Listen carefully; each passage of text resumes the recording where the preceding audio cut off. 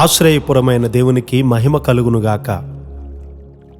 ప్రియ స్నేహితులందరికీ దివ్య వాక్యోదయం. ఈనాటి పాఠ్యభాగము లూకా సువార్త 23:39.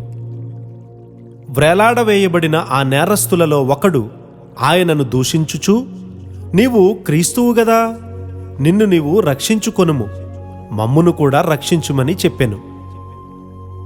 ముగ్గురు సిలువలో వ్రేలాడడం మనం చూస్తూ ఉన్నాం. ఒకరు ఇతరుల కొరకు మరణించడానికి సిద్ధముగా ఉన్న వ్యక్తి, మరొకరు పశ్చాత్తాపపడుతున్నటువంటి దొంగ, మరియు మూడవవాడు నాశనపుత్రుడు. ఈ లోకంలో చివరి రెండు రకాలకు మనం చెందినవారమై ఉంటాం. యేసుక్రీస్తు వారి లోకానికి వచ్చి సిలువలో మరణించి తన ద్వారా మానవునికి శాశ్వతమైనటువంటి పరిష్కారాన్ని కనుగొన్నారు. ఆ శక్తితోనే మానవుని జీవితాన్ని ఉన్నత స్థితికి లేపగలిగారు. దేవుని రాజ్యము తన స్వంత నియమాలను కలిగి ఉంది.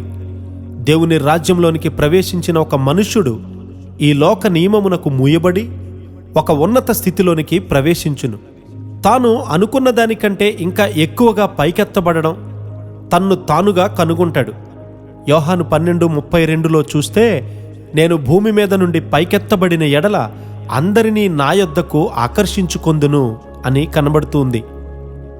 ఎక్కడైతే నిజమైన సంతోషం, విశ్రాంతి నీవు కనుగొనగలవో అలాంటి నూతనమైన జీవన విధానంలోనికి యేసయ్య నిన్ను ఆకర్షించుకుంటారు.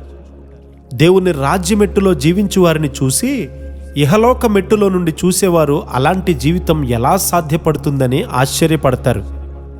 యేసయ్య మరణిస్తూ ఉన్న సమయంలో కూడా పశ్చాత్తాపపడుతున్న ఆ దొంగ ఎడల శ్రద్ధ కలిగి అతనిని దేవుని గ్రహింపులోనికి లేవనెత్తాలని కోరుతూ ఉన్నారు. అతనెంత పాపాత్ముడో వ్యక్తిగతంగా అతనికి అర్థమయ్యేటట్లు మొదట చేశారు. ఆ తర్వాత తాను చేసింది తప్పు అని అర్థం చేసుకునేటట్లు లేవనెత్తాడు. ఆయనలో ఏ తప్పు లేదు, అయినా మరణశిక్ష అనుభవిస్తూ ఉన్నాడని ఆ దొంగ అర్థం చేసుకున్నాడు. ఆ సత్యాన్ని గ్రహించు విధంగా దేవుడే అతని గ్రహింపును తెరిచాడు. ఆయన ఎదుట తనను తాను తగ్గించుకున్న అతనిని దేవుడు హెచ్చించాడు. యేసుక్రీస్తు నీకు ఒక నూతన జీవిత మెట్టు ఇస్తారు. దేవునితో నడవడము, ఆయనతో మాట్లాడడము నీవు మొదలు పెడతావు. యేసయ్య ఉన్నత మెట్టులో ఉన్నారు.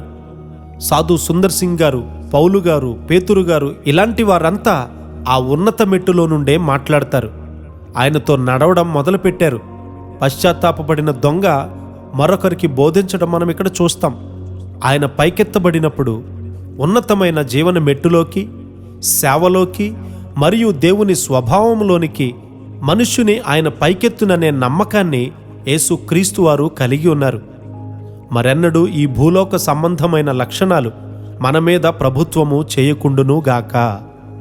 ఆమెన్.